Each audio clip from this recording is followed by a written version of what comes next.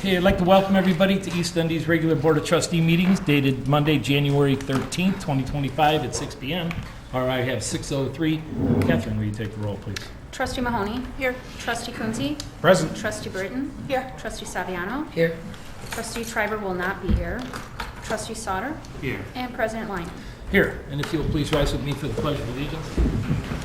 I pledge allegiance to the flag of the United States of America and to the republic for which it stands, one nation, under God, indivisible, with liberty and justice for all.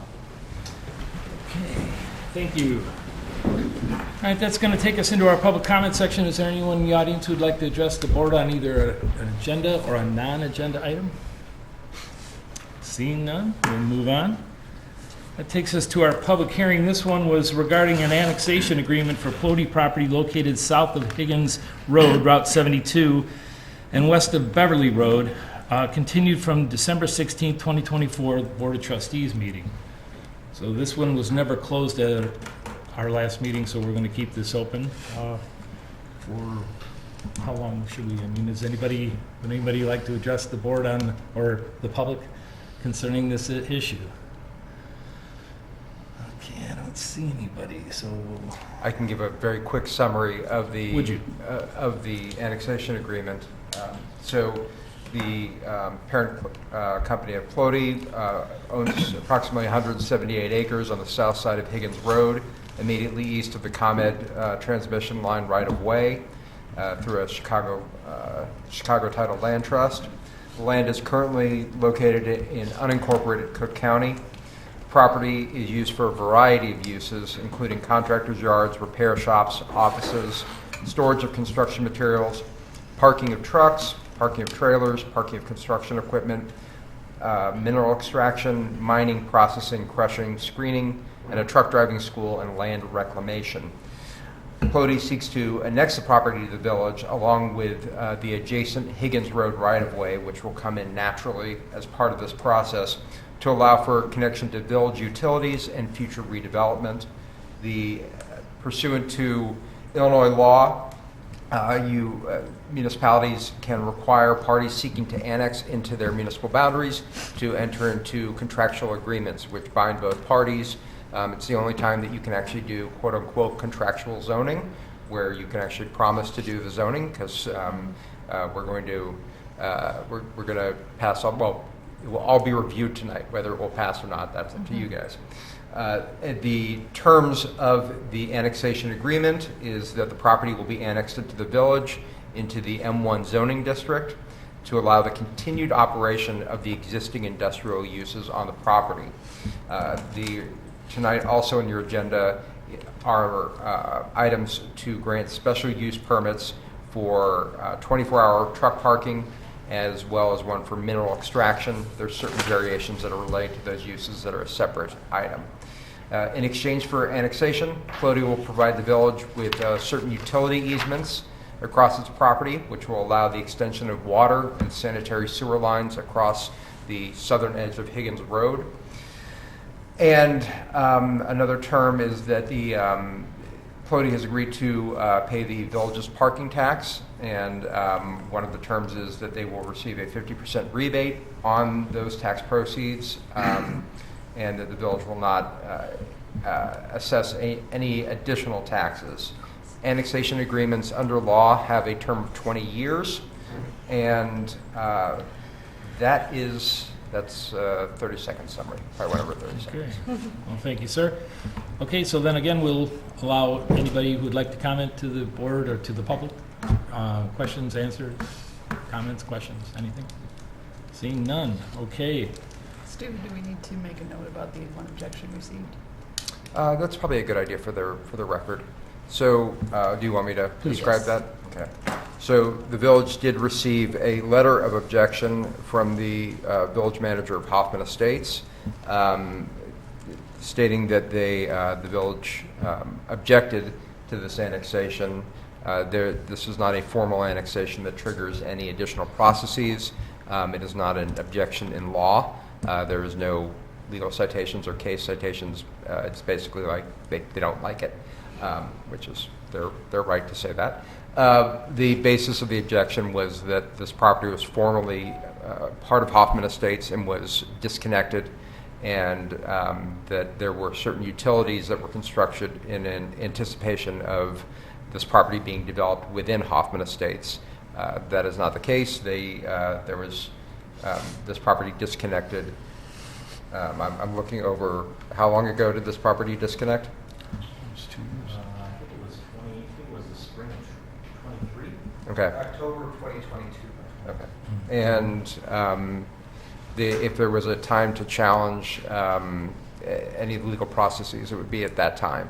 There is no standing to challenge this from the perspective of another community that would like to have this property. Okay, noted, thank you.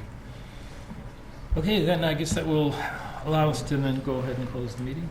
Okay. Do we have to read that in as far as closing, or? A motion to close the public hearing would be appropriate, Okay. and all that you need is a voice vote on that. Gotcha. Okay. So can we- so moved. Second. All in favor? Aye. Any opposed? Okay, that'll conclude our public hearing. Okay, announcements, we have none, correct? Correct. Okay, that'll take us into our consent agenda. It's a rather long one. If we could have a motion. I'll move to approve regular village board meeting minutes dated December 2nd, 2024. Item B, move to approve regular village board meeting minutes dated December 16th, 24. Item C, move to accept the warrants list in the amount of $431,169.97. Item D, motion to approve an ordinance amending Village Code Chapter 116 alcoholic beverages to reduce the number of Class B licenses. Sarathi LLC is the reference. Item E, move to approve an ordinance amending Village Code 116 alcoholic beverages to reduce the number of Class H licenses, referencing Paintball Explosion Partners LLC. Item F, motion to approve a resolution waiving competitive bidding and approving the purchase of a new building department vehicle from Grand Subaru of Bensonville, Illinois. And item G, I will move to approve a resolution waiving competitive bidding and approving the purchase of a new public works dump truck from Roche Ford of Bensonville, Illinois. Okay, is there any questions or items we'd like to set aside? Anything? I do have one question, actually, on the last two items, if I could quickly. Why are we eliminating the bidding process, Phil? I mean, or Erica, I mean, I'm just curious. It's a rather big asset, big purchase. I mean, that's what the bidding process is all about. Excuse me, typically these purchases are made through a joint purchasing cooperative or a state purchasing program. In this particular instance, for this truck, we wouldn't likely see the vehicle until late this year if we went through a competitive bidding process. We do have a need to replace one of our current vehicles. And we were fortunate to find a truck on a lot that was spec'd almost identically to what we would be looking for in a competitive bidding process or through a purchasing cooperative. So in the interest of taking possession of the truck sooner than later, we'd like to pursue it. In fact, there's a chance we wouldn't even see the truck this year if we went through a normal process. The vehicle market is improving, but still, there are still delays generally. Okay. Okay, just wanted a clarification on that. Thank you. Okay, any other questions, comments? No? Catherine? Trustee Coonsey? Yes. Trustee Britton? Yes. Trustee Saviano? Yes. Trustee Sauter? Yes. And Trustee Mahoney? Yes. Okay, that'll take us to the meat of the meeting here and the other agenda items. A, if we could have a motion. I'll move to approve an ordinance authorizing the execution of an annexation agreement for Plody property located south of Higgins Road, Route 72, and west of Beverly Road. Okay. Second. All right, and any questions, comments? We heard from the attorney on this. I guess my question is, what is the difference between this and item F? Which is authorizing the annexation of certain property located south of Higgins Road? So this item is just for the agreement itself Okay. that governs Well, the property for the next 20 years. in that case, I am curious as to what is the rationale of offering this 50% rebate on the parking tax versus simply giving them, say, a 50% discount on the parking tax? I would say there's certainly both options available, but the property owner has the purview to take that rebate and do it with it as they see fit versus discounting it directly to whoever's the operator currently. I see. And just if I may, in general, it's a discounted tax is really basically a special tax rate for an individual party. So you'll see when there's sales tax rebates or other food and beverage tax rebates that are entered into for economic incentive agreements, they're almost always done as rebates because you don't want to create a special tax rate for an individual party by contract. Yeah. But what we're doing here, it seems like, and correct me if I'm wrong, is we are having them charge this tax, collect it from their consumers, and then give it to us, and then we're going to give them back half of it, which means they're essentially collecting half of the tax themselves from their consumers. Is that not correct? I don't think they collect. I don't think they collect. So big picture, there is an existing vehicle parking operation happening on the property right now. Yes. That property is currently not subject to any tax. All right. When faced with the decision of should we annex into the village or not, the reasonable thing to conclude is what's the hazard to our current business operations? Well, now we're going to be subjected to the tax. I don't know what they plan to do with the rebated dollars. That's not I didn't ask the question, it's done by business. But it's common, as Stu alluded to give these economic incentive packages when people are, we're entering into an agreement where both parties negotiated in good faith and both parties are receiving tangible benefits. So the village is receiving benefits, easements, etc. Floaty's receiving benefits, 50% rebate on the tax. It makes it a little bit more palatable for them to decide to annex into the village if they're mitigating the current cost to their existing operations. But Yeah. I see where you're going with it, and I understand. Yeah. Negotiation tool, I suppose. And why is it for the 20 years? Like, why not 5 years? I guess that's too late to ask that question, but Well, we had a lot of discussions about this, yeah. and the end-all be-all goal of this property is not to run a truck parking operation for the next 20 years. Well, then But- all the more reason not to make it a 20-year rebate, in my opinion. But yeah, but I understand that. I understand what you're saying. That this has been negotiated, and this is what we got. So I'm not going to object to it, but it just, clarification doesn't sit. I had a question along those lines too. I'm not sure because it is parking related whether or not it's appropriate to talk about here or in item C. But right now there is parking. Is there an anticipation of expanding the current parking beyond the number of parking spots that they have right now? We'll ask the applicant to answer that.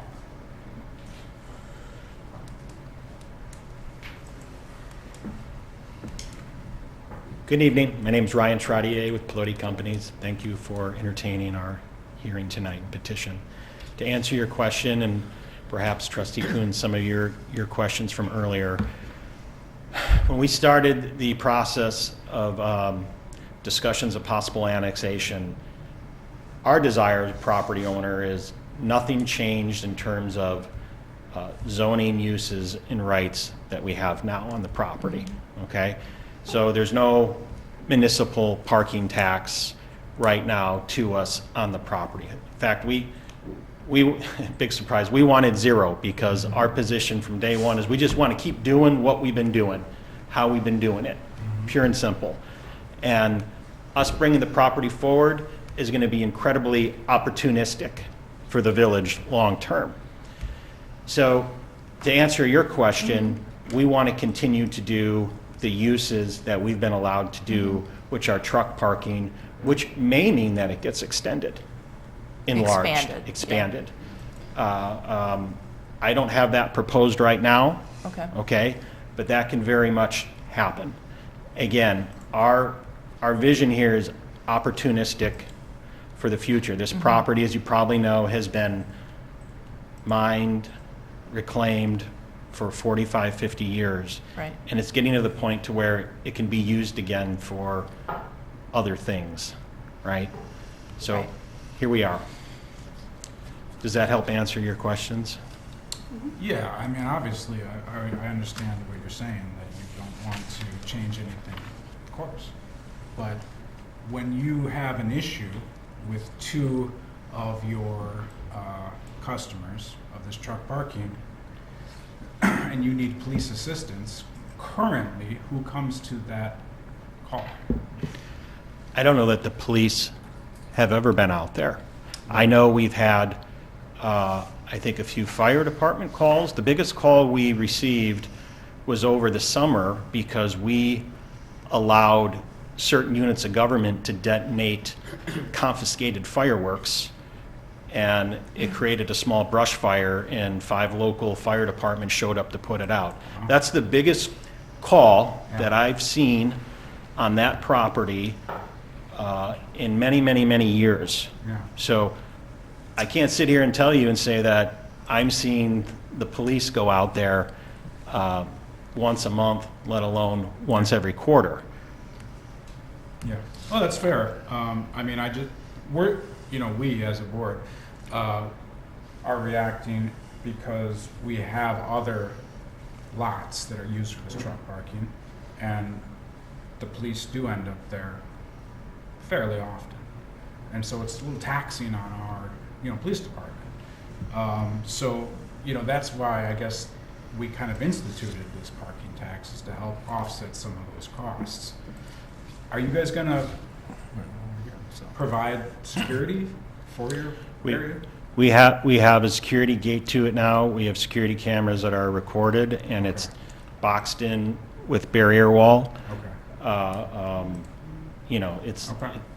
so we have that ongoing. So all the points that you just made Yeah. is why we, as owners, came around to finding a middle ground with the village and offering what we're offering in terms of the parking tax. Again, it was our intent for zero, but staff really beat me up pretty hard on it. And I'm still feeling some pain. Okay. Yeah, I mean, the concerns are completely valid, and we've had this experience with other places, and that's why, like it was alluded to, that we implemented this, but we also understand that the highest and best use for this property isn't truck parking, and that's not the long-term goal. Like, yes, you want to keep your options open in case something ever changes, but really, what we're looking at in the future is not truck parking. Okay. Thank you. Thank you. Thanks, sir. And I think one of the things that maybe we all agree that we want to see this turn into something else than more truck parking like we have on the other side of 72, and it sounds like the owners also want that. Is there a way to incentivize not letting it turn into a giant truck parking lot in the future? I think that's the only thing that I'm really wanting to see is a safeguard from this becoming a long-term thing. I like the idea of watching the planning and zoning meeting that as the land is reclamated and some is available to use, other you're compacting by parking semis on it and throwing more fill on and packing it again. So it seems like this will need to move around a bit and pack in certain areas. So it might a time limit might not make sense, but like PZ, planning and zoning, we're saying no more than 125% of the size, so that it's a size that can keep moving around. But I'm open to some way of having a restriction that keeps it from becoming just a giant gravel parking lot. I don't want to incentivize that to make it turn into the highest and best use because it's so easy to do and so lucrative, especially with a 50% parking rebate. So if there's some kind of way to say, let's not change it to long-term parking for a very long time, then I don't really have any problems with any of these conditions. Okay. Well, that's certainly something we'll have to deal with in the future as we go. We can't do that tonight, so. Well, it's part of the discussion for a later agenda item Right. too. So I think for this agenda topic,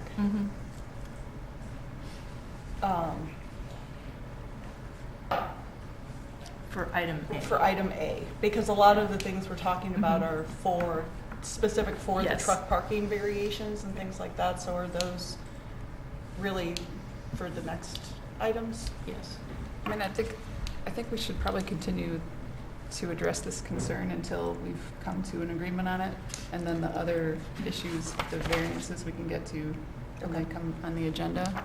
But For right now. I thought it was one of the. It I thought it was is. on one It of the is. variances. Yeah, but it's Okay. also But as the far as, variances like, for the- lighting and the screening. exactly what and you're all that. saying. So P&Z did bring that up. I brought that up with ownership during the negotiations. And philosophically, they were not open to it because the lens from which they're looking at this is very opportunistic for the village as well as for them. And they are being properly incentivized to do things other than truck parking.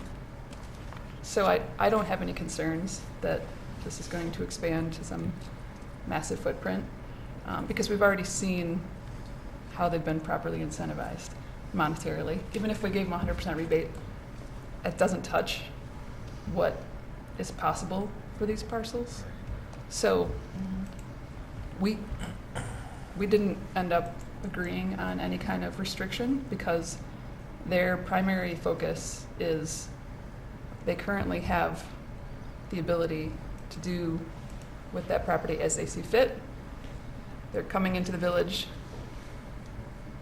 enriching both sides, but they want to continue to do with the property as they see fit. So any kind of restriction was sort of against the philosophy of entering into the agreement. So that's why you don't see it in the final. But it was discussed. We did have that conversation, but it didn't go further than conversation. Another related thing, the easement, I wonder if it'd be possible to add where we have the easement for utilities, an easement for like a bike or walking path that could extend down 72, because it maybe could use that same space that is marked off for utilities, and maybe it's not something we build today, but could be something that would connect us to both Beverly Park and the parks in Hoffman. There's tons of bike trails, and create a corridor for pedestrians to come into our town and then access the north-south trails along our trails. Yeah, we did have conversations around that because there are some new pedestrian/multi-use paths that were created on Beverly, and they stop sort of right where this property, right where an adjoining property starts. So, Phil and I are trying to figure out who's going to do our bicycle and pedestrian plan that the village board budgeted for this current year.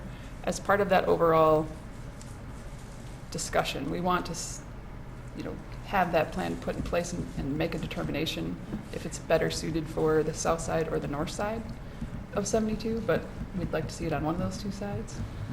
Either way, they own property on both sides, so they have to be participating in that.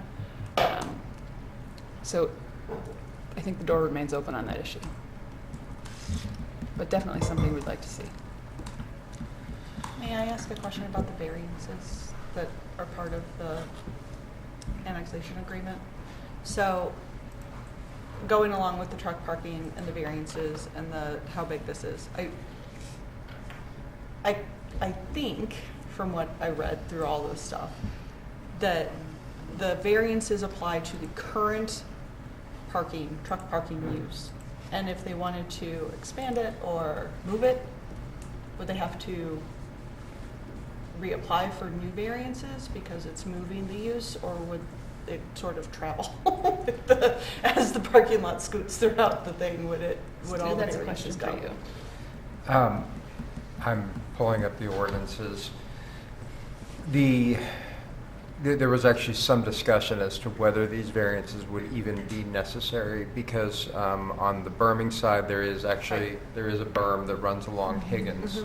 For the existing space, but like if Right. it moves, then Right. Meh. And if it moves, it would probably be even farther south. Mhm. So I'm gonna pull up the Or the two variations. So one of them is the off-street parking Mhm. with basically asphalt shavings. They don't do a hard surface. And at the Planning, Zoning, and Historic Preservation or Historic Commission, there was a discussion why they specifically don't do that.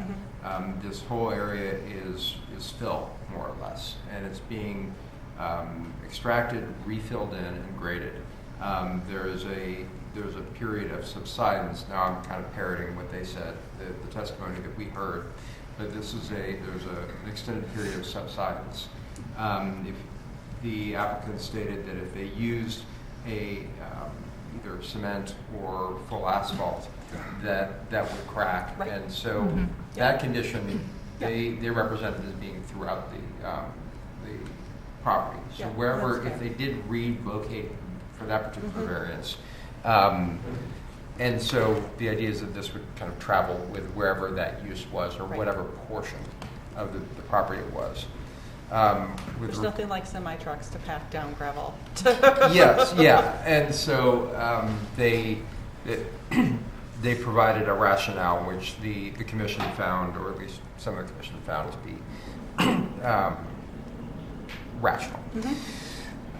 With screening and landscaping, the way that this is written, I think it would be interpreted that this applies to the property as a whole, wherever this goes. Now, if that's something that the board wants to take issue with or specify, that's something that you could do. But right now, the ordinance is wherever the uses that trigger the need for the variation go within this property, the variations travel with them. Okay. Thank you for explaining that. Yeah, I guess some of my concerns are just in relation to having the variations travel. I completely understand actually the unpaved aspect of it. It makes total sense to me as a fair use. But when it comes to like the lighting and the screening, right now, the current location makes total sense. You're only really affecting your own property.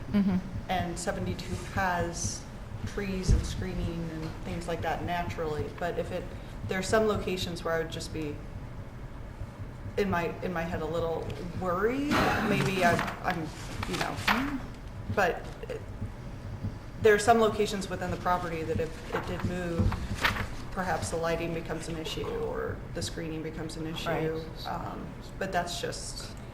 I share your concern, especially along Higgins, that there is the pin that ends in 00011 and 010. And try not to have the entryway to the village look like just one big parking lot. Yeah. Parking Without lot the screen. where- So that would be my without only the concern. screening. And the amount of lighting, where's the fine balance between having the security but not creating a lot of light pollution as well. I know there's not a lot of there aren't any other residences directly in the area, but it does butt up to the open space or the county open space on the other side of the street. When is I'm sorry, can somebody refresh my memory? When is the What's the target year that we're 28. tending to hit for the truck parking? 28. 28? 28 years? 28 years, thank you. Yes. That's the, Yes, I not thought- 2020. Oh, wait, thank you. I was like, 2028 is way too soon. Is that right? Okay. Yeah. So that's, so a 20-year agreement within that still, that's actually fairly reasonable considering some of the things we've seen come before us for the amount of years for truck parking. Even if it is the whole shebang. My biggest concern is having the variances travel. Just because there are some places where I'd want more screening or more, Yep. or the lights to be, Directional. yeah. But that's just me. And on that point, is it accurate to say that as soon as they do sell a portion of this and it gets repinned and a chunk comes off of it, that it doesn't inherit these variances, that we can force screening and being up to code once somebody else moves into a portion that is sold off, or does this remain one parcel and there's no resetting of variances once somebody, say, puts in a data center or manufacturing building? Like, can we at that time have them put screening appropriate for their building? Or landscaping, similar to like It's- Caterpillar. So if you have new development that is going to be, if there's a subdivision of the property and there's going to be new development, it would be subject to all the normal development standards. Okay. These variances apply specifically to the commercial yard and parking. So a new use, especially a use that might front on 72 with a new building, would have to comply with all of the village's standards unless they came in and asked for additional relief. To be ongoing. The other question I had is, what is the ingress egress that's right off of 72 going right towards the truck lot the only one that's anticipated at this point? Is there one coming off of the back of the yard, or like off of Trillium and around? Right now, that's the only one. Now, Okay. Peloti owns property around the property in question tonight. So we have other ways through an additional access point on Route 72 and Trillium and Prairie Stone Parkway to get in and around the property.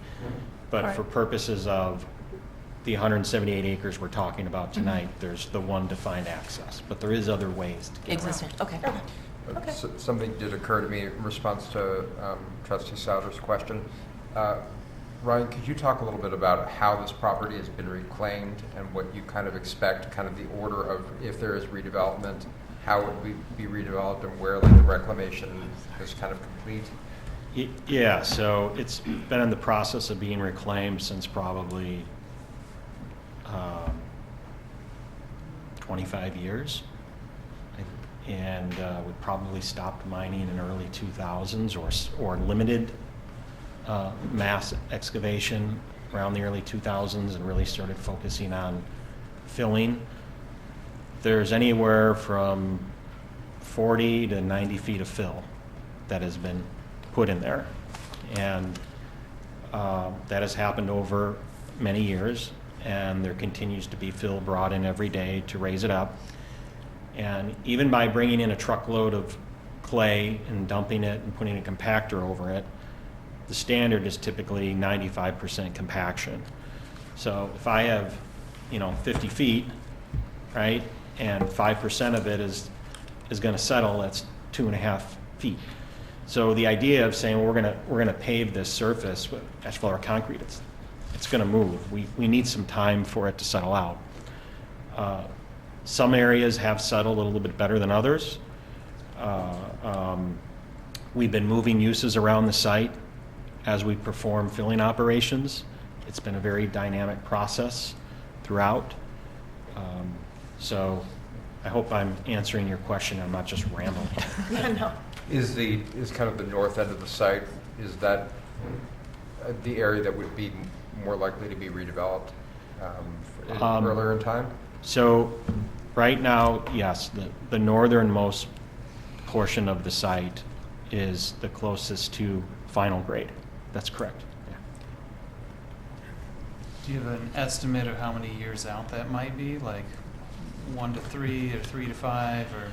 It's Or it's now? extraordinarily dynamic. So what does that mean? There's areas that are potentially ready now. There's areas that need a lot of fill that we can say, oh, a user comes along and we're going to set a new grading plan and we're not going to go to the max fill elevation. We're going to lower that finished elevation and we're going to say elevation is -3 minus +3 and we'll figure out how to make a building pad to make it work. To say when you're going to reach the total max grade possible is a function of how much fill comes in every year.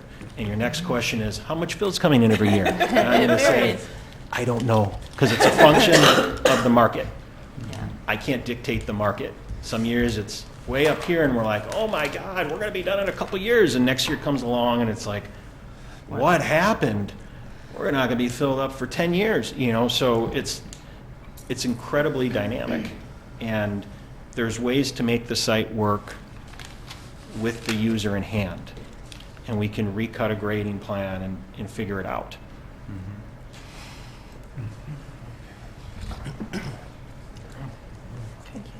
Okay. Do we have any other questions, comments? Thank you, Ryan. For item 8? No? Do we want to look at any of the things we discussed, or? I think we covered most of the stuff in the agreement, so the rest of the things we can take as we go. Catherine? Trustee Coonsey? Yes. Trustee Britton? Yes. Trustee Saviano? Yes. Trustee Sauter? Yes. And Trustee Mahoney? Yes. Great, okay, that'll take us then to item B, if we could have a motion. I'll make a motion to approve an ordinance amending the Village of East Dundee zoning map to classify certain unincorporated parcels located to the south of Higgins Road, Route 72, and west of Beverly in the M1 Limited Manufacturing District upon annexation to the village. Second. Any questions, comments? When a new parcel comes into the village, or any village, it comes in as R1, correct? So do we have, I mean, does this provide then for, I mean, is this the zoning change to M1? Yeah, what Because it- this does is it Reads a little vague. It is, yeah, so if you don't declare otherwise, anything annexed comes into R1, the idea is that that's the most restrictive. And so when, upon annexation, when it comes in, you are designating that rather than the default, it should go into M1. Okay, that'll cover us then. Questions, comments? None. Catherine? Trustee Coonsey? Yes. Trustee Britton? Yes. Trustee Saviano? Yes. Trustee Sauter? Yes. And Trustee Mahoney? Yes. Okay, that'll take us to item C, if we could have a motion. I will move to approve an ordinance granting a special use permit for a 24-hour vehicle parking and storage facility on certain unincorporated parcels located to the south of Higgins Road, Route 72, and west of Beverly Road upon annexation to the village. Second. Okay, questions, comments here? This is special use permit for the park. Okay. Yeah, so this one we'll have to decide, the board will have to decide whether to take the recommendation of PCHC for their one condition or take the staff's recommended version with the 3 conditions about parking spots being labeled and identifiable, record capable security camera, and then property being used and maintained in a condition that is accessible for public safety. Which page is that? That is 172. Sure. Well, one question I have, and maybe Ryan, you might be able to speak to this, as far as the storage facility goes, I mean, we're talking about a structure, correct? I mean, and if that's the case, then I can understand surveillance being necessary. But if it isn't the case, then, I don't know, staff's recommendation may be a bit of a stretch. You're talking about the recordable cameras? Well, yeah, I mean, I'm talking about this, it says here that, you know, the vehicle parking and storage facility. So the storage facility, that being a structure? No, store, That's What do you call storage? so sometimes we lease to contractors that are storing 3 or 4 pieces of equipment, and maybe they're storing steel rebar for building a road, and so we call that, like a storage location or storage yard. Open yard. Yeah, Okay. open yard. All right. Okay. Well, if that were the question, then it would be in your best interest, of course, to be able to surveil that. So, So yeah, this is where we have the 125% of existing. Yeah. I agree philosophically with the idea, but it's also 20 years instead of 28 years, so it's sort of like we're gonna have to reassess sooner than a lot of other truck parking places. Wait a second. This doesn't have a sunset at all. This isn't part of the 20-year agreement for the annexation. I thought that it was in the wording for the annexation. What do we think about that, Erica? So Stu, this is a legal question. Yes, sorry. So the special use permit, Mm-hmm. is it for 20 years or is it for forever? Because the annexation agreement is for 20 years. Right, so there is no term written into the special use permits. And unless you were going to implement that, an annexation agreement, the term of annexation agreement doesn't limit the term of zoning relief that's granted. Those are actually two separate legislative actions. So basically, agreements to pay money and rebates and things like that might be limited, but in general, zoning continues on without a term. I thought in the annexation agreement, the relief, to all of these current uses include the variance that's being requested, include some of the things that we're dealing with for the screening, and that's in the annexation agreement. Right, but they're being granted by separate ordinances, so they do not have terms on them.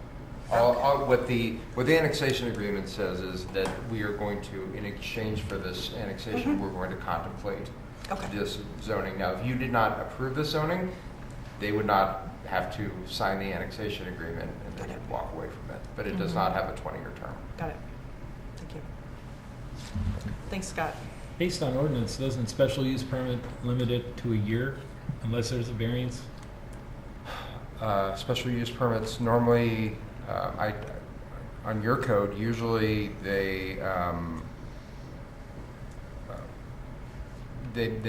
they're good unless a permit is pulled. Is that what you're asking? No, well, we have somebody coming to us for a special use permit, it's understood, my understanding is that through ordinance, it limits it to a year unless there's a request to extend it or to vary it to a different length, a different period of time. Usually, well, Franco, I can look at the code says. We would have a bunch of requests to renew our special use permits every year if that were true, and Yeah. we don't do that. So Well, it's an no, issue. I know, that's Yeah, typically the of special the use findings permits of our are good ordinance. in perpetuity because people usually invest and they want to be able to continue to operate in the manner that they're operating if they're going to make the investment. I get But it. what we've done previously is put expiration dates on the conditions or the waivers. So we've granted a waiver for the paving. So the paving doesn't have to be done for 28 years, the example that was brought up earlier. Right, I get that. So if there's a desire to mimic what we've done earlier this year, we can contemplate that. Yeah. So the question here is now, through this motion, through this request of granting a special use permit, how long is the special use permit to be granted for? As it is written, it does not have an expiration. Unless they violate the conditions, then you could revoke it. But assuming that they operate in the way that's contemplated and are in compliance with the code, it would not be, it doesn't have an expiration date. We haven't, I don't believe, been putting time limits on the special use simply for the parking. We've been putting in time limit on the variance for no Correct. paved, Correct. That's true. That is true. Is that true, Frank? What were we saying, Frank? I think 590 Healy was a 10-year sunset for the truck park. So as far as a special use for, I mean, I don't really have a problem if we're going to issue a special use permit for 24-hour parking. That doesn't bother me at all. I mean, it's, you know, the nature of the business and the people who use that property, they have to have 24-hour parking, you know, there's no clock to be punched. So, but I just want to make sure that this isn't going to come back to bite the village. If, you know, there's changes that are to be made or need to be made or concerns or whatever that arise, you know, I just want to make sure that, you know, it isn't going to be an issue later on down the road for either party. So usually putting it in is, I mean, the idea of submitting a special use permit without any, you know, end date is unusual. I don't think I've ever seen it, so. We That's my never only comment. see special uses that, okay, never mind. Well, I mean, just for that aren't example, time like limited. we did a couple special use permits for live entertainment in the downtown. So that means that, you know, DC Cobbs can have bands on Saturday nights. There's no end date on that. Right. So they can Well- continue to do that, like, unless Stu says, unless they violate the terms of the permit, and then they can have, there's recourse for that. True But- enough, but with that example, if they were to go ahead and put on an event on this Saturday night and 2 months from now want to put on another, they would have to let us know that they're doing that. No. No, because they have the special use permit. Well, see, Yep. I have a bit of a problem with that. I mean, if they can go ahead and, all right, well, that's an offline conversation, so. I have no objection to the use of a 24-hour parking permit here, so. So I guess the question is on this 125% Yep. clause. And our applicant, does he object to that? Yes. I mean, here's what we're scared of, Yeah. is that this becomes, for the next 50 years, trucks end-to-end, front to back, you know, parking rather than a development. So that's what we worry about. And we feel like if we grant you this permanent special use permit, there's nothing to stop you from just saying, well, I was just kidding. We actually are going to make it all trucks all the time, forever. Like, do you understand what we're saying? I completely understand, and I will, you know, with all due respect, I'm going to answer it, I think, very similar to the way I answered it to the Plan Commission. We can do that now.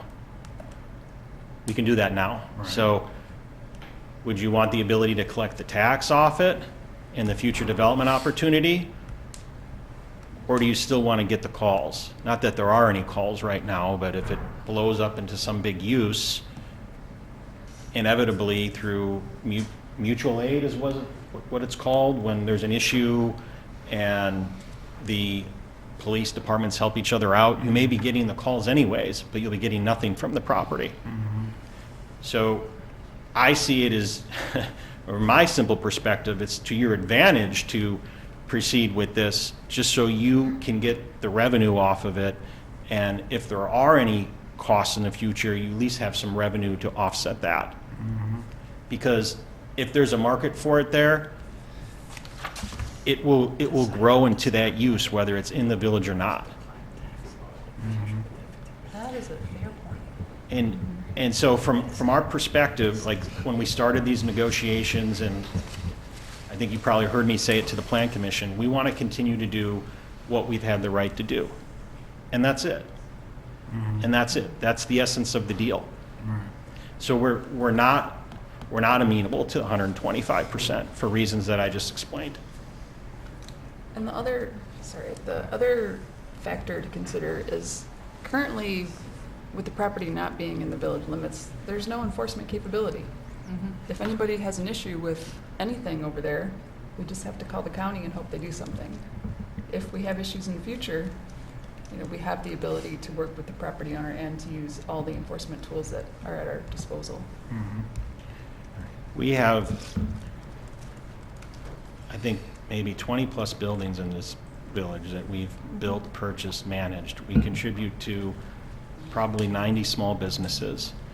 We've repurposed facilities in buildings in this village. We provide a dump for your landscape waste to this village. We helped contribute to get the fire station built several years ago through a development on that property. We're here. We're vested. We're not somebody operating out of New York or Texas and can go hurry up and get a truck deal going and you're not going to see me again. I'm here. I've been here. I'm going to continue to be here. I'm going to continue to invest in the village. I hope what we've done and our track record hopes to speak for our, reputation out there. And if we were such a nuisance to what we're doing, without question, I would have heard through these negotiations, we got to send our police to your property because of mutual aid. I didn't get that because I don't recall ever getting those calls. We try to operate in a responsible manner. And I know there's concerns with other property owners. We're not them. We are not them. That's fair. Well, in light of that too, I understand your position not to have any percentage of the existing parking or not to exceed. I don't see that as a horrible limitation on us at all, so. Does anybody else have any comment on that one? This is not a sticking point for me. Thank you. I mean, I'm looking at the benefit of the village 50 years from now, 20, 35, 50, years down the road. Where's it going to be? This is a one-time, only opportunity that we're going to have to be able to improve not only the size of the village, but the activity, the viability of it. So I really think we need to do all we can to make sure that this goes through smoothly. So the 125, that again, that's not a hang up for me to eliminate that. So it's not a condition that I want to get into a push on. So if anyone else has anything else, then.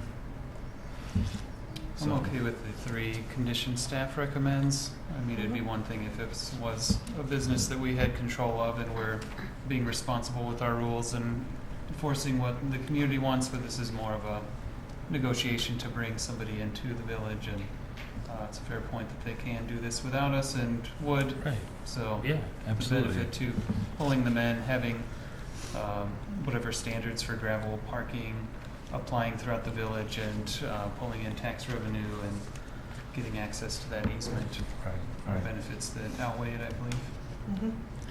No, and Ryan, to your Agreed. point too, that I've been in this town almost 50 years, and I've never heard.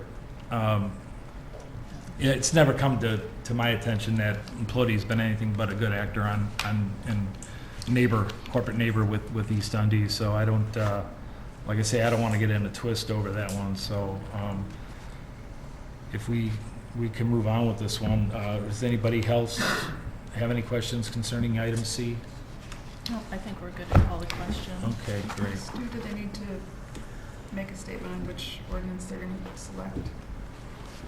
Well, I think we made the motion just with the staff recommendations, which is how the ordinance is Which written. is how it's written in the Okay. packet. Gotcha. So- Thank you.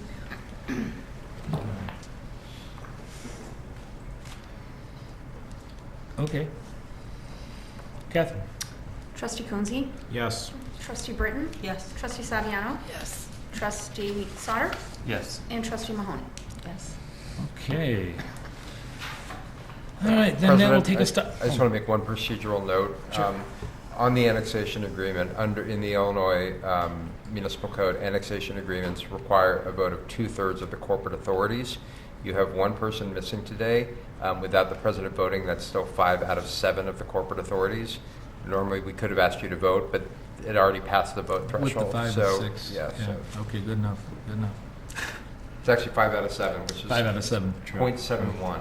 So Okay, we're just I there. I actually had to do the math, which is the saddest testament to why people go to law school. No, and if, between now and the end of the meeting, if we run into that snag or we need that extra vote, I'm here, so appreciate it. So, okay, that'll take us to item D, if we could have a motion. I'll move to approve an ordinance granting a special use permit for mineral extraction and batch operations related uses on certain unincorporated parcels located to the south of Higgins Road, Route 72, and west of Beverly Road upon annexation to the village. I'll Second. Questions, comments?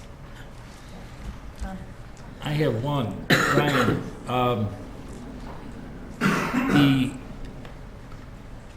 the pond, it's a retention, actually, it is retention right now because there's water in it, correct? Is that one you're currently dredging for mining purposes, pulling gravel out of it? I mean, I'm wondering if that will actually expand the capacity of that retention pond, which is, a good thing considering there's going to be development to the north. Are you talking about this general area up here? Yeah, where's Beverly? I'm sorry. So, 72. Right, there's Beverly. Okay, yeah, it's Extension lines. right. No, it would be. I believe it would be this one right here. This one, this big open water feature. Yeah, yeah. So that big open water feature is going to get filled up to here. So all this will get filled up here.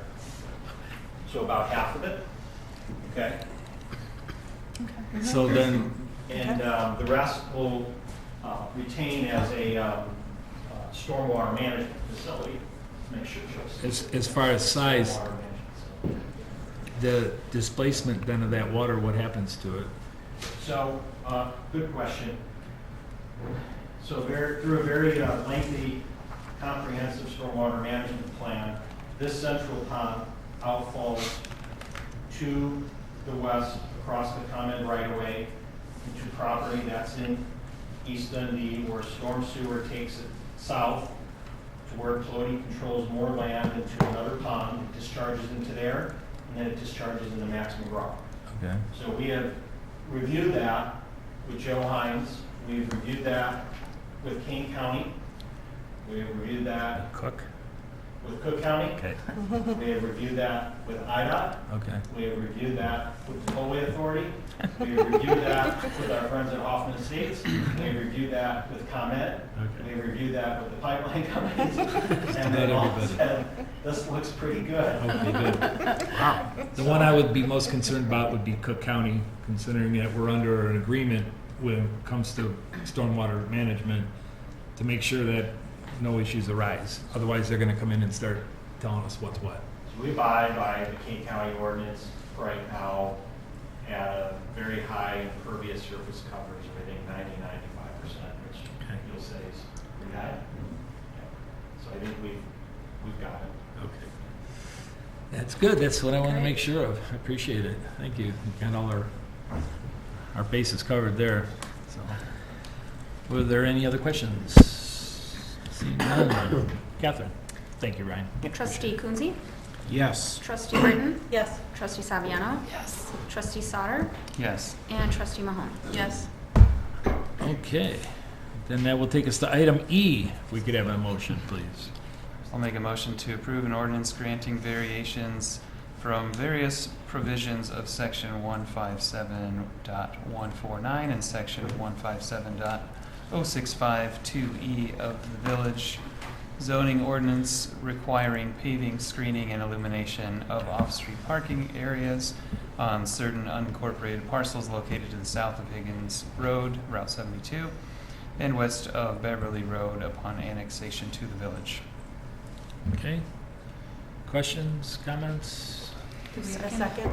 A second? Oh, I'm sorry. Second. I'll second. Okay. Can we get just a clarification on what off-street parking then refers to, or extent of it? I mean, with regard to this, we're not talking about the ability for people to be parking on Beverly Road certainly, and certainly not on 72. So is it just going to be any of the roads that would be developed on this site once development takes place, correct? I'm sorry, what is this, the question about the application of the variance for Well, which of the variances? yeah, we're looking to grant variances from our ordinances requiring paving, screening, and illumination of off-street parking. Oh, I'm sorry, never mind. I Yeah. read that wrong. Illumination, so lighting. Specific to the truck parking. Yeah, Yep. okay. Is that lighting going away? I mean, is that something? We do, for the commercial yards and truck parking, there is lighting, there's lighting on motion sensors as needed by the operators and the users. You know, we wanted a variance to it because we may not be putting up as many lights as maybe the ordinance requires, and the fact that we have these fill sites and the uses will be moving around over time. We don't want to go install a $4,000 big light or $5,000 big light with a foundation that's got to get ripped out and moved a year later. So we do some lighting. We do some lighting out there now, but it's at how we need it to operate it, and we don't necessarily want to be held to the ordinance standards. We don't want to create any light pollution. We definitely don't want to do that, and we're not doing that right Yeah. now. That's great. I guess my part of this, because you are one of the more well-lit parking Mhm. areas in town. So I'm more concerned about as it scoots, Mhm. the light pollution, as you say, because part of the lighting ordinance that we have that this is a variance on is actually the directionality of it into like residential or other business areas or things like that. And with the combination of that and the screening variance, that's my only concern, is that as it moves, that light affecting what's near it. So we own everything around it except for the forest preserve to the north, Okay? right? So Okay. if you're concerned about the forest preserve to the north, No, you know. the critters in there. Okay, all right then. Yeah. Then I think we've answered our own question, right? Yeah. I mean, It's across Beverly. Right. So I don't think they're going to shoot across. Well, it also extends to the security question as well. I mean, I don't want to necessarily suggest the more lighting, the better, but with what's out there currently is more than adequate. And that lighting that's out there right now, that's not permanent, correct? it's not permanent, Yeah, and I by think so. design, Right, right? right. Because it's going to move around at some point in time, and So that same approach, though, is what you're looking to be able to do Yeah. to anything that would expand, okay. All right. This lighting ordinance, it's really just about light pollution. It's not about requiring a certain amount of lighting on site, is that correct? That's not my concern. I mean, I would like to see it lit, but, you know, you make a good point, Ryan. I mean, you don't want to be putting in footings that are, 8 feet deep and then, having to tear them out because plans for the land change.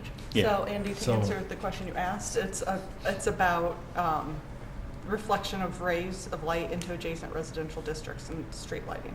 Like that's what the variance is about. So, the variation is not from the requirement to light. They are lighting. It's that there are standards in the zoning ordinance that require when you light, basically the glare of the lighting does not overspill into either residential streets. That's usually what you're worried about. If you have like a major commercial area, that you don't want the glare from the lights spilling over the property line. In this case, there's no residential areas around this. As was pointed out, there's a Cook County Forest Preserve or open lands that are to the north. The one issue here is that there is some light spillage that goes on to Higgins Road. And so this variation would say that basically that spillage is acceptable if you grant this variation. Yeah, and I really wouldn't have a problem with it either. Has IDOT or state police weighed in on that? We've never had an issue. Upon formal development of a part of the property, IDOT will be able to weigh in, given that they'll be a signator to the final plat. They'll be able to say, oh, you're doing this, okay, give us a photometric plan. Or the village has asked for that during the development process, say, give us a photometric plan. We haven't had any issues out there, if that's means anything. Yeah. Well, and I think any future development, which there's likely to be within the next year or so, if it would come to pass that any of that lighting became a problem, it's certainly workable because it's temporary. So yeah, okay. Well, I'm good here. If anybody else would like to ask questions on anything, Do you agree with that statement that development is likely to happen within the next year or so? Oh, I sure hope so. Okay. Yeah, the screening and landscaping, I know we talked about it earlier, but normally I would push to have that, but since this will fix itself as it's developed, as new owners get put in, then that will be solved at that point. Right? So knowing that property, it is somewhat screened pretty well, except for just the entrance is the only spot you can see in. So I feel like the screening and the lighting are not issues currently, and in its temporary state, that seems fine. well, and if there's any place you do want the lighting, it is at the entrance. So actually, that's a good thing in this case. Okay, Mark. Good sign.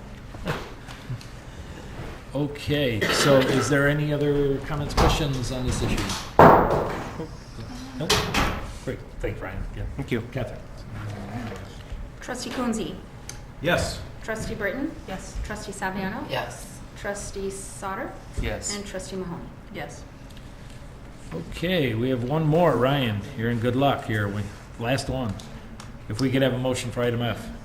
I'll make a motion to approve an ordinance authorizing the annexation of certain property located south of Higgins Road, Route 72, and west of Beverly Road into the corporate boundaries of the Village of East Dundee. Second. Okay, questions, comments? Nope. I have none. I think we've gone through everything, so.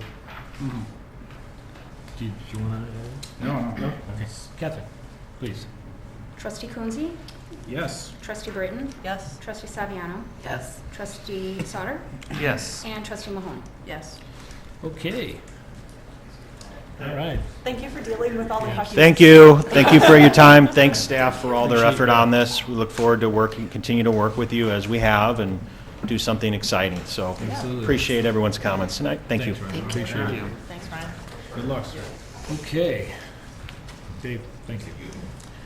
Okay, that'll take us to item G then, if we could have a motion. Well, actually, no, this is just direction on an option for the commercial space in the village-owned parking garage located at 304 Hill Street in downtown East Dundee. So, Erica, would you like to open this one for us? Sure. So we are very excited to talk about the possibilities for this space in the garage. One space currently could be up to 6,000 square feet. We've got a couple of guests here willing to help us answer questions and walk through what we might want to do with this, whether we want to retain it for future ownership or sell it or lease it and then sell it. We have a lot of options to consider and weigh the pros and cons of each. So would you like to come up and introduce yourselves?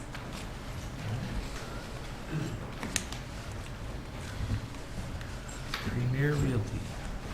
Good evening. Good evening. I'm Heather Schweitzer, President of Premier Commercial Realty, and Sharon Glasshoff with Commercial Realty. so we're happy to answer any questions. We put together a presentation in regards to both leasing and selling of the property. It was a little, you gave us a challenge, needless to say, for the building is not completed. There's a lot of options available as far as size and level of completion. We did use some resources to try and get some pricing to get an idea of what a finished product might look like, to determine what the market might bear as far as both lease and sale pricing. So we're happy to answer questions. Anybody? So if I read your report correctly, if we were to put the retail portion of that for sale just as is with the gravel floor, you think a starting price could be $500,000. Is that correct? That's what we're recommending, going to market at 500,000. We, in this market, aren't seeing multiple offers at asking rates, so realistically we would have some room for negotiation off that price, but that's where we would market it at, yes. That would be for the whole 6,000 feet For the space? entire 6,000. As is, without the floor? Correct, because as I understand it, we wouldn't want to condo the building to make 3 separate PIN numbers to sell independently. It would be sold as one property. Okay, if, let's just say, okay, your estimate is based on the floor not being put in, if it were, as it sits right now, how would that affect your price, or your estimate rather? One of the contractors did specifically break it down into itemized, detailed itemized. Others gave us a more general. We were asking for a favor without a lot of information, so they did give us ranges. Okay. But as far as the concrete, I don't recall off the top of my head as far as what the concrete was, because that wasn't what we were asked. In stages, it was to sell it as is or to lease it, and what that would look like. I don't think you want to put the concrete in to get the plumbing in. Correct. We need to know what the end Bathrooms use are gonna is. go.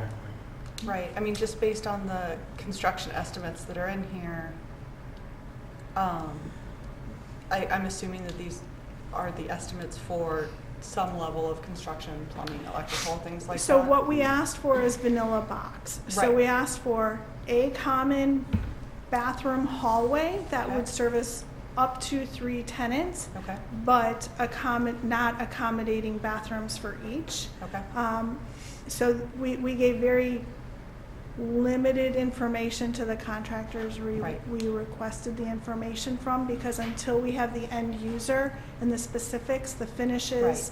those types of things. So Right. it's a very general, we did our best with the information given. absolutely. And we also- It's a tough thing. I'm looking at these numbers, and if the construction costs are between $450 and $675 that we'd have to take on to construct, to get a vanilla box, then we're losing, would we really get that benefit back? Would we be able to do over $1 million? Because you're saying it's 500 as is-ish, right? Everything's an ish with this. If it's 500 right now, gravel floors, nothing. If we tack on another 500 to do the construction, would we even get that back? Would we be able to sell for $1 Well, million? at that point, Sarah, I think the point is that we would not be selling it, then we would be leasing. Right, okay, got it. Yeah. Fair. Fair, So it would be a long-term investment to do the build-out. fair, And be a landlord, right, and you can only have Management. certain restrictions on what can go in there. right. So, And I just so love the idea of us being the landlords. It's like my favorite. I mean, really, to be quite honest, I mean, I'm not gonna beat this one up, but the idea of asking whether or not we're gonna get our money back on the back end is the wrong place, the wrong time to be asking that question. And now we're looking at possibly becoming landlords, which is not what we're supposed to be doing with tax I don't dollars. I said it understand. from the very beginning. I thought this should have just remained a municipal structure, but here we are now asking ourselves, how are we gonna get out of this? Because I think No, quite no, frankly. No, I agree. It's not how we get out of it. Not get out of it, but get out of it unscathed, because what we're talking about doing here is taking on another $500,000 worth of investment, or potentially, on top of the overrun that we had just to put the structure in as We're it not at is. all. I was asking Nobody questions has. to get Nobody's talking. clarification. I know, I'm just saying that, you know, this, I don't understand half of what you said tonight, and that is. that doesn't surprise me. Like, I guess I would say that for my vote, my thought is, you know, I think we should just sell it as is yeah, and be done with it. Agreed. As soon as we do, yeah, we open ourselves to collecting sales to, or property tax, whereas if we keep it and be a landlord, we're not getting that property tax. right. So, and not to mention, it's essentially, you know, an opportunity cost of $1 million to make this vanilla box. Right. $500,000 to develop it, and you're losing out on the $500,000 in sales. I think it's really, I don't want to say no brainer, but I think personally that's the right thing to do. And I think there's interest. So Yeah, I think we've had a lot of interest, and nobody wants to be a landlord, so. I agree with you, Scott. And I think, not doing the vanilla box is the right thing also because we don't know what's going to go there. Right. And Gives you more everybody that flexibility. I've talked to has said they would rather have the gravel floor. So Yeah. I think that's what. It gives the most flexibility for the future tenant or owner, Right. not having a concrete slab to have to chop up to put plumbing in. Right. Yeah. Right. Exactly. Plus, they could divide it into 3 separate units. Exactly. I mean, Yep. that would just be out of our hands at that point. It would be up to the market really to say, is it going to be one place or 3 places or whatever? And then we don't have to guess, On the backside, though, we don't have a lot of say of what's going to go in there. Right. True.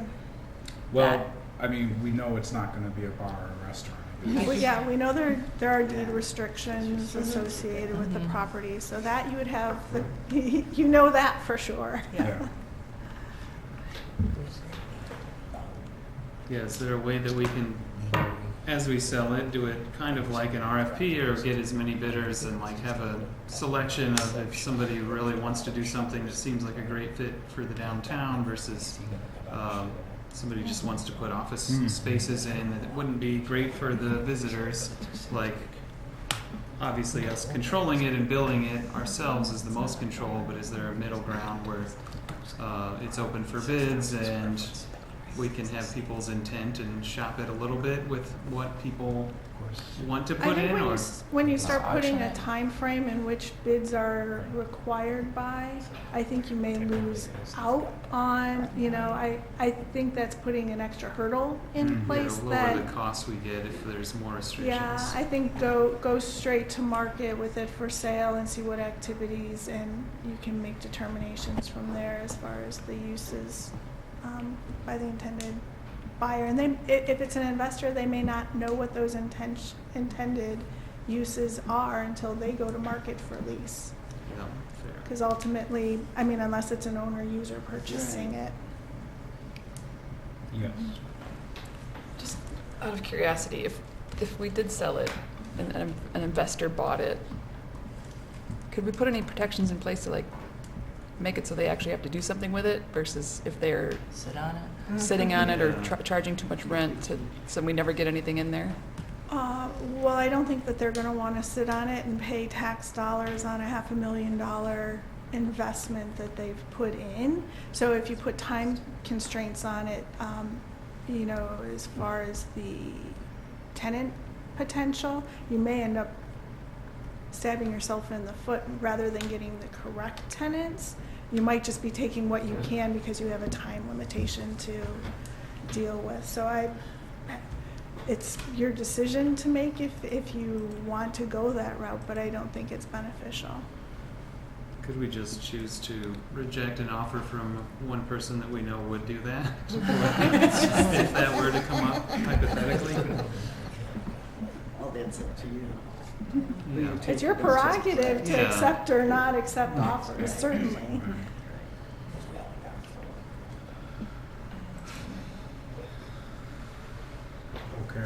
Yeah. So, well, as far as, I guess,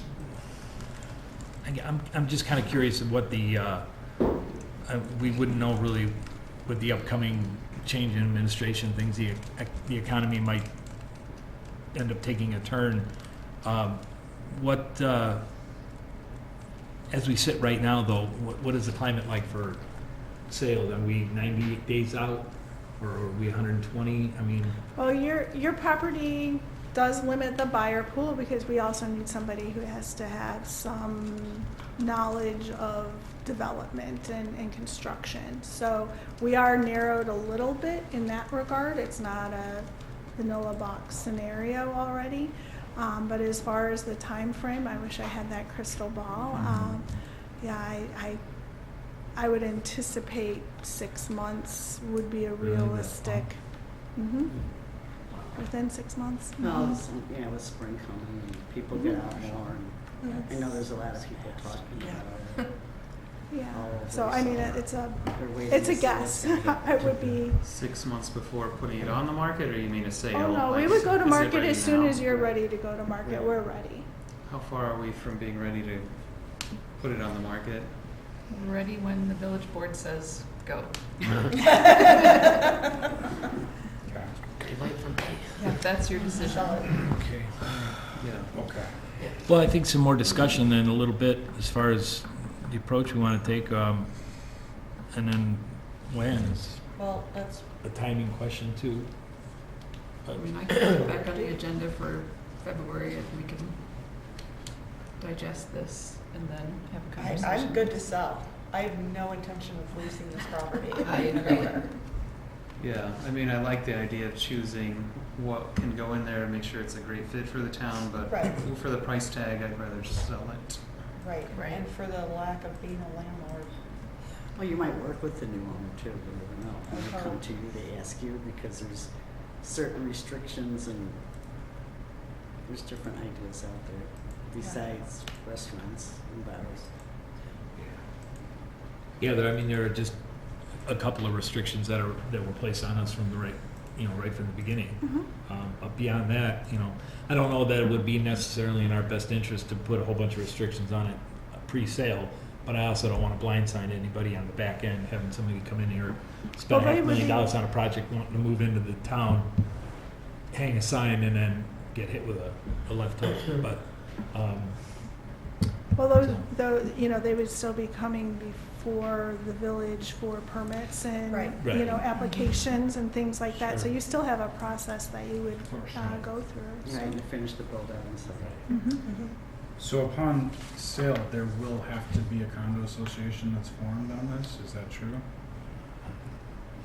not if there were one buyer. Well, Well, the- there's still the garage The parking portion of it garage. as well. The Yeah. attorney's recommendation is that we do an association and collect association dues every month, which would then contribute to the maintenance fund Yeah. for the garage. Are you charging for the garage or it's free parking? Free. It's gonna be free. Please come down. I'd love to see. Bring a couple of cars, there'll be plenty of room. Yeah, no, plenty of parking. Yeah, exactly. It'll just get taken up right away, but you just Yeah. Yeah. being down here on Friday nights. Yeah. I was gonna say that there was a note in the packet about designating spots for the shops. I would not think we should do that. I agree. I think there's gonna be plenty of parking in there. In front, What's that? in front of it. Or in the garage. Both. Either way, because we don't do that for any of our other, we have an Airbnb, further north on River Street where behind on First Street there, they've got one space dedicated to that operation. But beyond that, we really haven't, We have it on Meyer Street. well, yeah. Well, that one still bothers me. That's not long for this world, I wouldn't think, but, because we can rescind that at any time, but anytime we get into, I think the practice of dedicating parking spots, policing it becomes a pain in the butt, and very difficult, and Sure. so I would agree with Trustee Kunze on that one, that You're setting a we, precedent. we eliminate that one, so. I suppose if a buyer insists on it, we could have that As conversation. part of but negotiation, I don't think we yeah. want to. Right. I think when they buy Offer. retail someplace else, they don't, Yeah. go to dual parking lot. Yeah, And it's split between different stores, they don't sit there Mhm. guaranteeing the Right. spots. There's literally gonna be a parking garage. I mean, we built them a whole garage, so hopefully Right. They have all What the more do you spots. want? help them. Exactly. So, well, okay, I guess, is there any other Direction? question? Yeah, we've got, at least we know now better, a little more of what we're facing. I think Yeah, Yeah. tentatively, we've got an idea of pleasure. where we want to go with it now. Timing too then is going to be a question for us too to discuss. So are we, as a board, are we good to move forward on sell? Sell it Sell it? immediately. Sell it? Well, Scott? yes. yes. Yeah, Yes. Yes. So that we have some Heather, I direction have a- there, so we can. I have a question for Heather. Yes. Are you part of the Schweitzer family over on City Hollow Road? I can't tell you how many times I've been asked that. Really? I am not, It's one that of my I'm favorite aware of. places. It is a married name, but my husband doesn't Hmm. know that that's any relation. Okay, okay. But that's fine. Well, add another tick to that question. Tom Yukis asks me that all the time. Yeah, okay. It's a cool house too. Yeah. Yeah, building out there, it's really nice. Township property. Yeah. So, okay, is there any other questions? Anybody have any comments, questions? I might have a question or two on this one. Is there any more detail on what the deed restrictions are? The deed restrictions? As far as from Like the, a bar, a restaurant? Yeah. I've heard rumors that there's going to be something. I don't know if there's any detail on it or how long those restrictions are going to be there. Just a few years, but yeah, we just, Well, it's, I think it's 5. Was it well, 5? I'll tell you what, we do have that in writing, yeah, so we will let you know. yeah, the official. But yeah, the owner of the property on sale put a few restrictions in place. Is that, But it- on the it actual sunsets. deed in the recorder's office? I'm sorry? Is that on the actual deed with the recorder's office? That I don't know, it's legal. Do we have that? Do you know? There's a declaration of use restriction. It does. Yeah. And then when you talk about like ownership of like a condo type thing, would it be from the inside of the walls in, like you see in a condo? Because normal times when we look at commercial real estate, you've got the outside walls in. So would this be the inside of the outside walls in what would be sold? I wouldn't think so, but we'd have to discuss that a little bit further. Yeah, I guess it would come down to things like the facade. Is the facade being sold or? There again, yeah, we'd have to have some discussion with it, because if it were, then it would limit our ability to control the aesthetics. Exactly, yeah. And if it weren't, then it would limit then the amount that we certainly could, realistically charge on the condo association or the fee. So Exactly. these are Yeah, kind of well, things that we have to cover discuss the- yet, which we haven't done yet, so you're a little ahead of us on that. Is anybody talking to Mike Belak about what a property tax bill might be? No, I don't think so, but we need to. And then, right now, the dimensions that have been published, reference like the ceiling heights in there. Is there anything that's being published that has actual dimensions of the space that's available?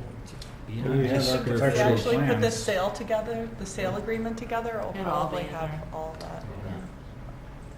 And then a final question I had is, when you look at that rough layout, you start trying to decide where walls would be in different uses. If you're looking at the building, the back left corner, it's surrounded, part that surrounds the staircase area. Yeah. It's kind of an odd place to try to get some usage out of there. Would there be the ability to have a separate entrance put in there? I don't think so at this An point. I entrance think it's built. to the garage or to the Or to outside? that space. Yeah, if you look at it right now, if you were to try to make it 3 different units, the left space, the center space, that's really easy. But then going into the far left, the part that surrounds the staircase, it's a really odd place. Yeah, so you're saying, And without a window there, without another access to it, I think you're going to probably end up being 2 different spaces in there rather than 3. Or storage for the first. Yeah. Yeah. Could be extra footage for, if it were to be subdivided, it could allow for storage of one of the units then. Or just communal, if you had one owner and wanted to divide it into 3 and wanted to use that as, a cleaning storage facility of some sort, closet. Yeah. I don't really know how big it is, the footprint of it, but it could be used for that too.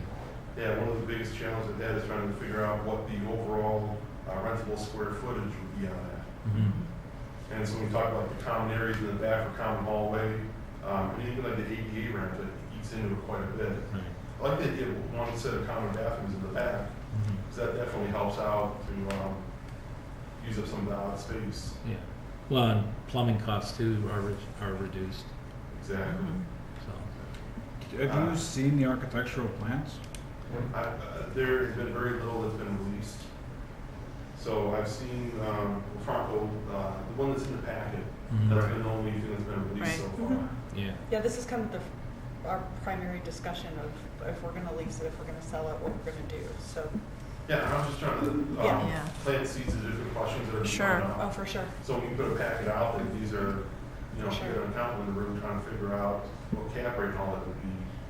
Yeah. These are the different things that are coming into play. Yeah. All good questions. Yeah, very.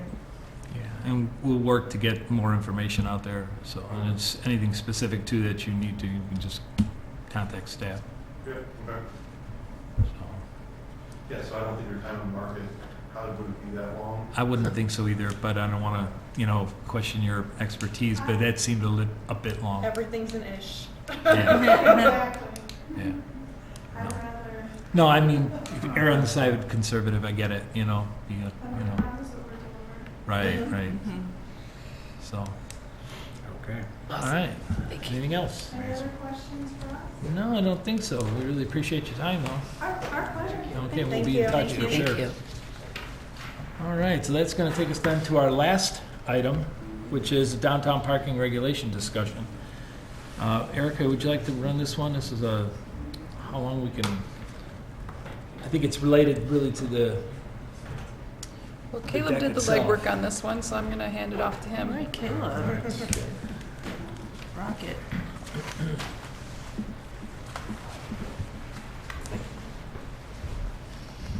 Yeah, so I can just go ahead and present, like, real quick. Sure.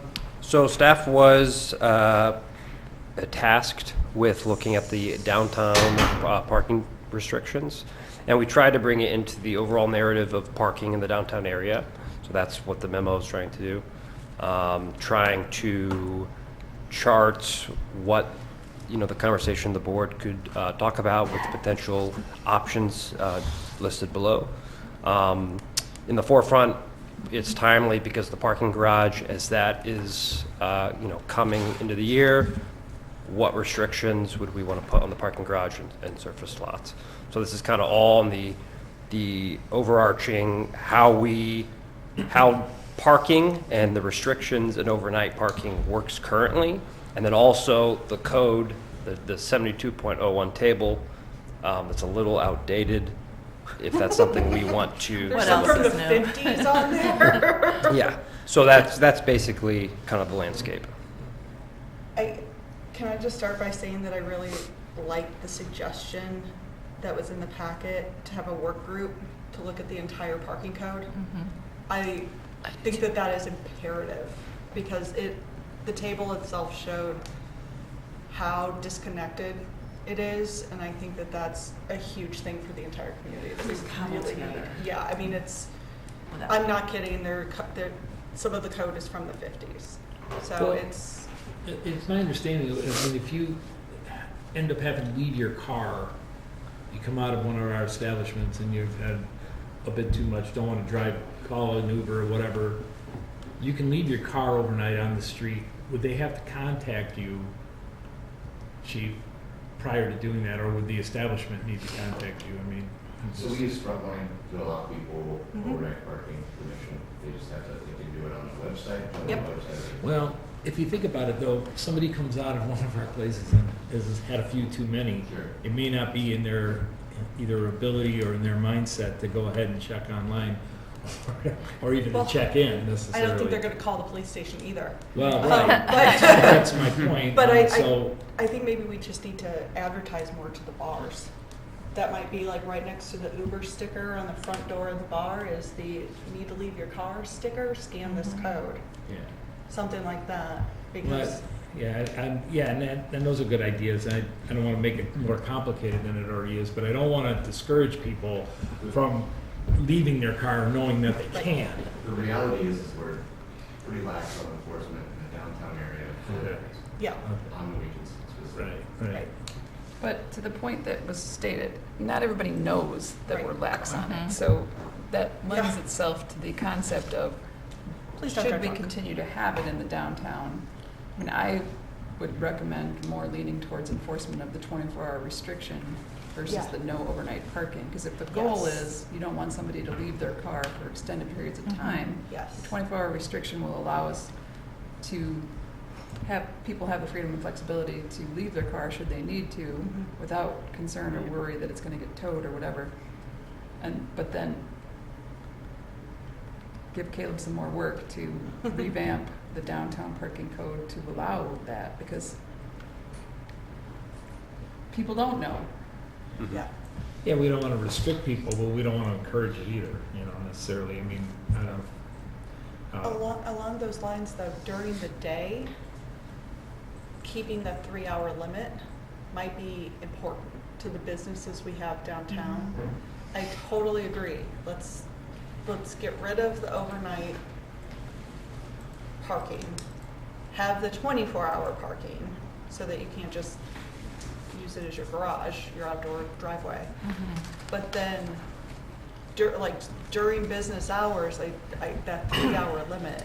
Right, and that's another important point that we're going to give Caleb some more work. This working group, we'd like to incorporate some feedback from the business community, because that 3-hour limit, Yes. that 3-hour limit right now only exists on River.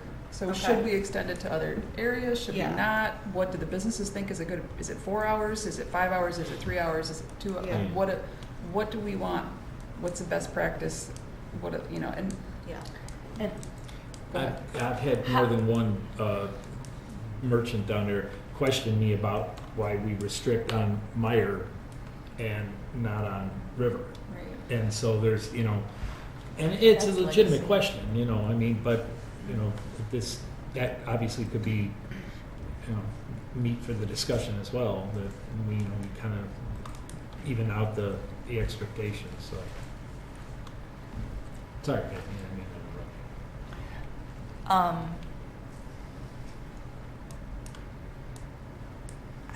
Lost your train of thought? Well, What were the businesses? I think part of the question is already answered, in that the tracking of the 4 hours is pretty lax at this point. It's not necessarily enforced unless another business calls on a car or something, Just to add to that, we're not allowed to chuck tires and stuff like that. Right, yeah. So what is the You're not enforcement allowed to do mechanism? that? We're not allowed to do that. Says That who? became unlawful. Right. Legislature. It is considered a Fourth Amendment It's violation. a state law? It's Fourth Amendment violation to chalk somebody's tire. So there are other, Even if the chalk will rub off?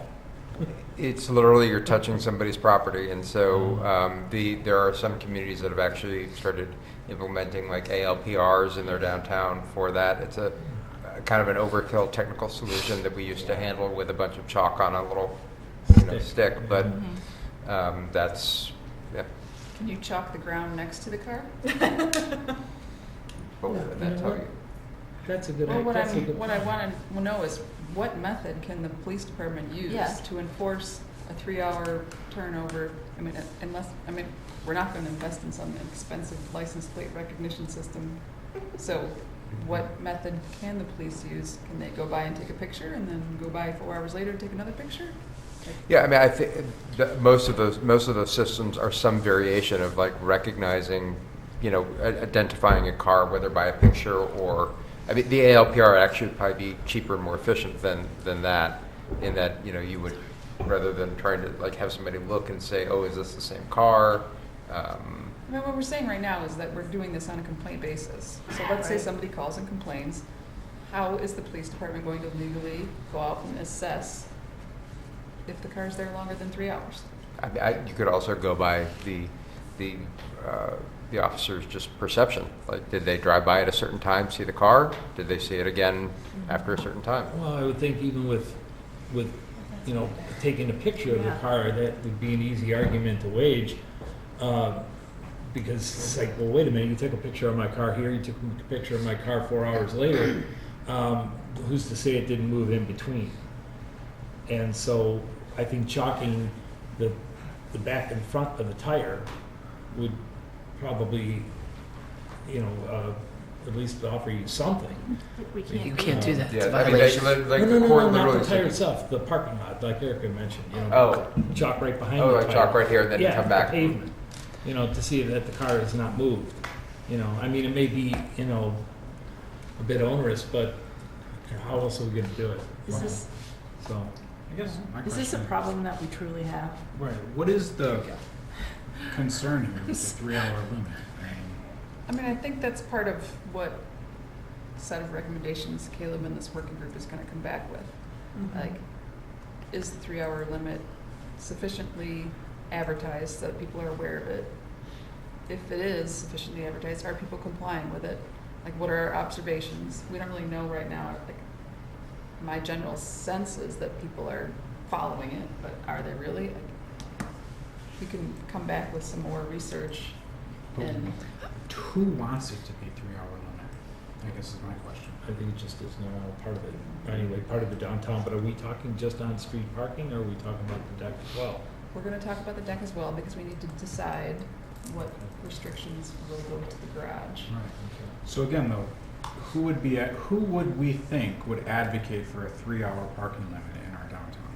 Yeah, 3 hours seems Some Short. businesses who contend with the Emergency. bicyclists on Okay. Saturdays.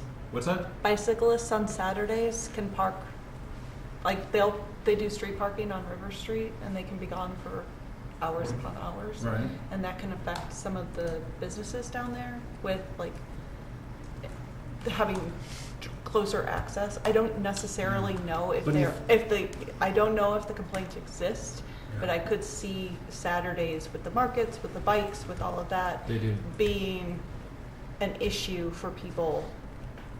I mean, I'm not saying like this is all the time, but maybe from 9 a.m. until 4 p.m. or something like that, we have a limit on how long you can park on the street. I mean, I think that those bicyclists are gone by the time happy hour comes along anyways, I would imagine. You know. Yeah, but I mean, I'm less concerned about, I guess, that because it already exists. It's those Saturday markets with the bikes and everything else during the summer and take up all of River Street and leave no parking for businesses. It just, something to think about. I mean, By this magical working group, we'll think about.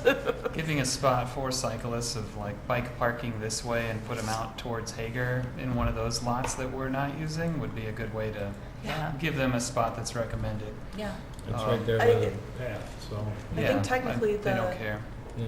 the lot by the yellow building is supposed to be for the Right. bikes. It but is marked. Yeah. for It's marked for- preferred, but I don't know if anybody Yeah, catches and that is one of 2 lots that's in the code for overnight parking and it's Yeah. got the 24-hour restriction currently.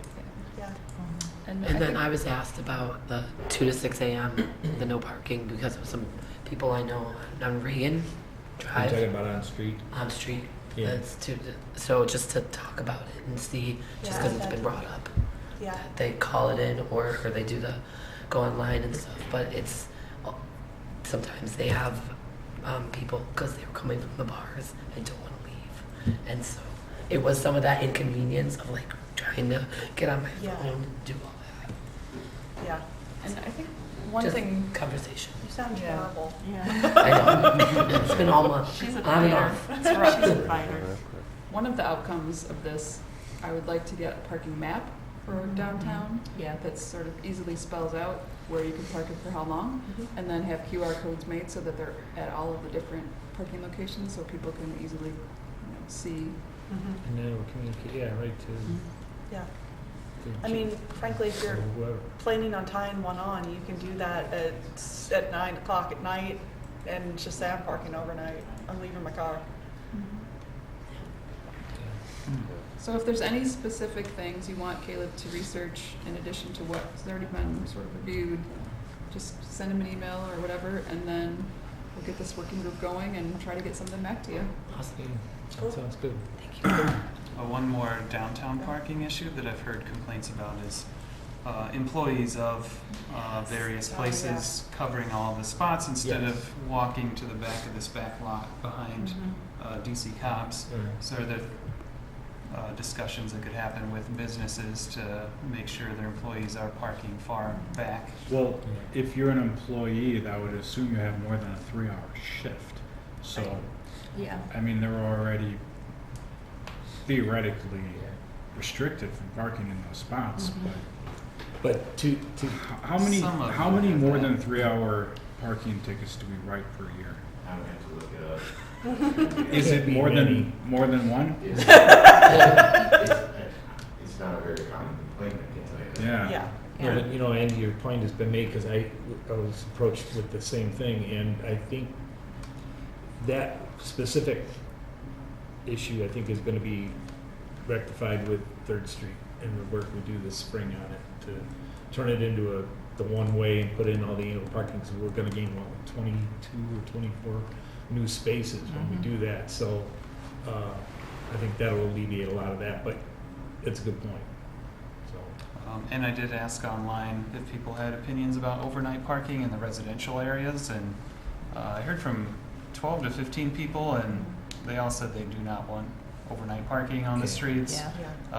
But some people said that it could be more, like we're more restrictive on call-ins, like other towns will do 3 call-ins every month, or a higher number than 12, more like 36. So maybe some more flexibility in, or if your driveway's having work done, or reaching out for those exceptions and working out something. I think that that's a really good point. I think our residents would probably appreciate that level of flexibility, especially for driveway work and things like that. I'm sure we can make exceptions, it's just letting them know that we can make exceptions, you know? Yeah. I don't have any problem with that, so. I can tell you that if we see some cord cut across the parking lot for somebody's driveway, whether it's because they're having seal coating. You just leave them Right. alone. Right, yeah. I figure there's a little bit of common sense to be had, but No, but you do need to be it's made worth aware at least advertising to the But residents. the car out there on the parking, on the curb is. Especially if it's a condo association or something like where you have numerous. Right, Yeah. right. Then yeah, they need less. I guess I would say the only place that maybe we can think about having, not an overnight parking ban, but maybe just a 24-hour parking ban is on where we have those designated parking lanes on Van Buren, you know. Oh, on the west side, Van Buren? Well, I think it's on both sides, on this side of 72. On the north side of 72, on the west side of Van Buren, you can park. It's on both north and south. Yeah. And south. Yeah. You know, I think that the case could be made that seeing as you're not impeding anybody, that could be made for that being, and I understand not wanting to have like a dead car on the street indefinitely, but maybe like a 24-hour thing on that is a thought. Yeah, the converse is that's technically residential street. It is. Yeah. So Right. if we're saying no, like that. Except for I think designated the- areas, I think you could do that. I think the residents there might have a different opinion. I think that they'd Yeah. probably want to enforce the overnight ban. And keep in mind, we have some We very are the narrow residents. streets too, Right. Right. Yeah. which makes them become a safety issue. Yeah, Very soon. for sure. All right. Is there any magic to 2 to 6? Because I always wondered if it's, you know. Bar closed just to well, early midnight hours. to 6, you know. Street sweeping. Yeah. plowing. Yeah. Okay, so who's our parking commission? We'll try to get some volunteers from the business community and Yeah. any interested residents, Okay. but it'll probably be. Check with Joe Kondo over at Diamond Jim's. with Yeah, the he employee definitely has opinion. And Colin, and, No, I didn't mean to say it that way. I'm sorry. I'm I'm sorry. trying to think of the other one for sure, that people have contacted me asking about this very thing, you know. It's- I don't really have a, you know, a reason or an answer for you as to why we restrict on Meyer, but we don't on River. You know, it just kind of morphed into that over the time, you know. So, Mhm. Yeah, we'll reach out to the businesses. yeah, good enough. Thank you. Okay, well then that will take us to reports. Andy, why don't you start us out? I'll take the art show because Trisha can't say it. We have the art show is coming up February 8th, and we have posters that we just got that we're going to be putting out at the bars and coasters and prize booklets, artwork from past participants. There's still another 10 days or so to submit artwork, so if you know anyone who Get hasn't busy. submitted, you still can. And we can have 2? You can submit up to 2? Yeah, you can do up to 2. We narrowed it a little because there was a lot of Yeah. submissions last year, more than we thought. And then, there was one comment about the aquifer health for our wells. I was wondering if that's something that we monitor. One of the IML conferences that I went to said that a lot of the suburbs are starting to run like x-rays down into their well to see how much is depleting, because there are some suburbs that are going to run out, and Lake Michigan is what I think Aurora was going to run out in 10 years if they didn't switch. So just wondering if that's something we're checking and assessing to see would it make sense. So maybe reaching out to our water consultants, Baxter and saying, is that something you look into? Is there something we should be thinking about long term, not short term? But just want to echo that to see if we have, or if we could reach out to them just to make sure that we're looking into it if we need to. If I could offer a comment on that, King County has a groundwater sustainability group, and I think they have some involvement in that. So there's a meeting on the 29th of this month, so I'll be participating. Cool. That's all. Okay, Trish? No? Scott? No report. Okay, No report? Sarah, nothing, sorry. You're fine. Nothing? Okay, mine is just really brief. Rich had mentioned the eagles that were there along the river, and I don't know if you've ever gotten to see any of them, but it's there were 3 of them. And I've been told too, which I haven't been able to spot any, but there are a few golden eagles as well. Oh, wow. Yeah, and so, and apparently they like the geese. So I don't know, it'd be kind of interesting to see how they get along, but, Gross. yeah, you know, it's not very pleasant when you think about it, but, if you get a chance, you know, Is check that them over out. by the old dam? No, as a matter of fact, they're right in front of Rosie O'Hare's in the tree. Wow, Yeah, just cool. perched right there, and I mean, I've got Aren't you lucky? 3 They were photographs. hunting the other day. I had to call my dogs in. Yeah, well, I mean, They were yeah, on if they're full on the swim menu, mode. if I they're was like, little come on enough. back in. Yeah, so I got out of the car, parked at Rosie's, and then went across the street, took a few pictures, and Yeah. this thing was just looking right at me, and it was just amazing, actually. And so, yeah, if you get a chance, they're not here for the longest time. So, there's one other thing too I wanted to mention, but it escapes me at the moment. So, we'll go to around the room then. Phil, you got anything? Just to add on to that real quick, the pedestrian bridge over the Fox River, down to the Public Works Garage, is, my understanding, a great vantage point for looking at these. Yes. Oh, okay, Oh. great. Someone said they saw 7, 8, 9, 10. By the On Public south Works end. Garage, too? Okay, wow. Yeah, on the river, there's a little island kind of. in that Yeah. Yeah, area. it goes Yeah. over If to the you park. are Yeah. on that bridge there, you may Cool. see some. I was thinking the pedestrian bridge up by Rosie's, which is also a fantastic There's Yeah. vantage two, point. definitely down by the Public Works Garage. Yeah, cool. Okay. Otherwise, no. Okay, great. Chief? No report. No problem. Joe? No report. Chris? Nothing. Okay. And Erica, you're last. Nothing? Okay, well, the village attorney, I'm sorry. Stu? Nothing to report at this Okay. time. Thank you. Well, the only other thing I wanted to mention was, we were talking about doing the courtyard out in front. We're gonna lose those 5 spaces and that work. Are we on track for that, this spring, right? Okay. Okay, great. That's it then. So are we going to go into executive session? Yes. We are, under which, C11 and C11. C5. Okay, so we're going to adjourn into executive session, close to the public and media under the provisions of the Illinois Open Meeting Act, 5 ILCS 120/2, C11 pending litigation, and what was the other one? C6? C5. C5. C5 acquisition of property. So moved. Leaving from there and not coming back into. Right, adjourning from. There you go. Got it. So, Second. good. Catherine?